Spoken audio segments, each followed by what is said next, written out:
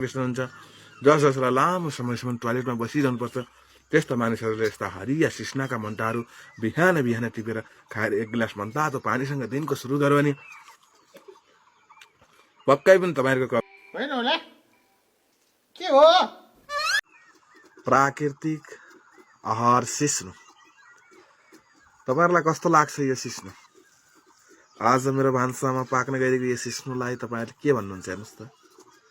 हाम्रो करसवारीमा प्रकृतिले प्राकृतिक आहारको निम्ति उत्पादन गरिदिनु भएको यस्तो हरियो सब्जी सिस्नुलाई के भन्नुहुन्छ? तपाईँहरू संसारको जुनसुकै क्षेत्र सहर कुनाकाप जग्गाले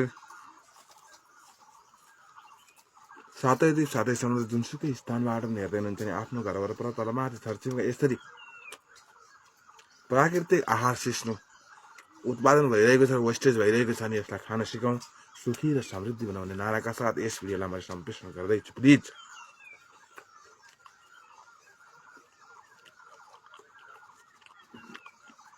अब तपाईँ हाम्रो घर वरपर तलमाथि करसवारीमा फलेका यस्ता अर्ग्यानिक चिजहरूलाई वेस्टेज हुन नदिउँ, बजारतिर गएर पोइजन र केमिकल युक्त सब्जीहरू हरियो सब्जीहरू लिएर आएर नखाउँ भन्ने नाराका साथ यस भिडियोलाई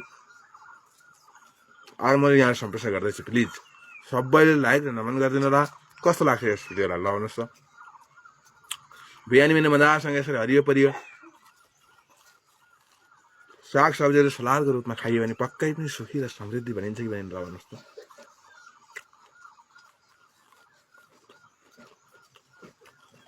जसलाई पेटको बिमारी छ, कब्जियत छ, जसलाई कन्स्टिपेसन हुन्छ, जसलाई लामो समयसम्म टोयलेटमा बसिरहनुपर्छ त्यस्ता मानिसहरूले यस्ता हरिया सिस्नाका मन्टाहरू बिहान बिहान टिपेर खाएर एक गिलास मनतातो पानीसँग दिनको सुरु गर्यो भने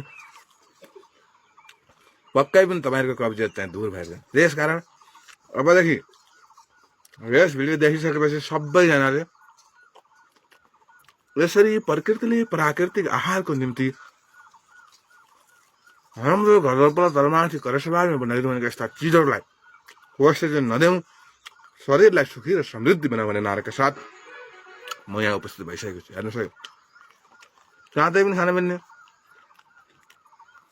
पकाएर पनि खान मिल्ने, उमालेर पनि खान मिल्ने, सुप बनाएर पनि खान मिल्ने, शरीरको बाहिरी छालामा झ्यामझ्याम हाने पनि थेरापी जस्तो बिमारको चाहिँ थेरापीको काम गर्ने यस्तो औषधीय गुण भएको सिस्नुलाई वेस्टेज नदिउँ, मजासँग खाउँ र निर्धक्क बनाऊ, सुखी र समृद्धि बनाऊ है त।